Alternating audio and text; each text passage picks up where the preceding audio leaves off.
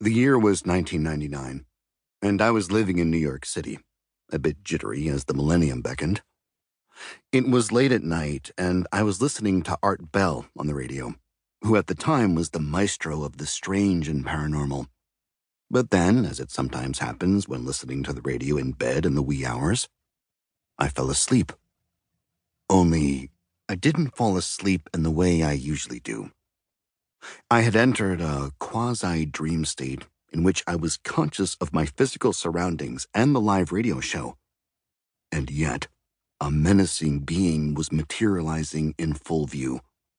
I was terrified but couldn't react. My body was completely frozen. I was watching a green-eyed blonde man dangling from the ceiling as though in a web. Stark naked, he seemed to loom over me with a murderous intent, as an innocuous commercial for shortwave radios played in my ear. The event seemed torturously long, but probably spanned less than a minute, before the paralysis ended and the figure vanished. I had encountered such a state once before, and so I recognized it as an episode of sleep paralysis, SP. But that earlier experience happened without a point of reference.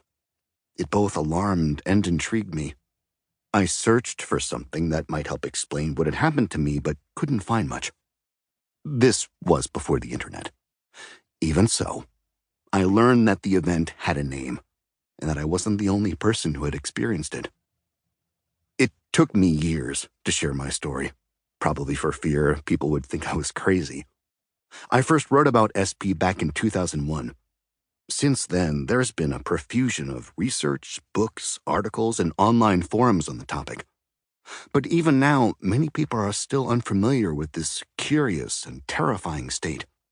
Like me, those who have experienced it may be shy about telling others, ashamed or embarrassed. It's surprising that SP remains in the shadows, given that some 40% of the population will experience it at least once in their lives, with a much smaller percentage plagued by repeat episodes. Reports of the phenomenon date back thousands of years. Galen, an influential physician of the 2nd century AD, attributed it to indigestion, though the malady has been associated with a vast array of causes over the centuries, including carbon dioxide poisoning of the brain, an elongated uvula, and the consumption of West Indian alligator pears. Across cultures, a great deal of supernatural lore has accumulated in tales of the incubus and the old hag. The original Anglo-Saxon definition of nightmare comes from nisht, night, and mara, incubus. We'll delve into accounts of the incubus and succubus, female demon, along with other beings a bit later, but for now, here's a look at the nuts and bolts of a typical SP occurrence. The person knows they are completely awake and not asleep and are typically supine. They have a realistic view of their room or environment, and their eyes may be open. Except for the eyes, the body is completely paralyzed.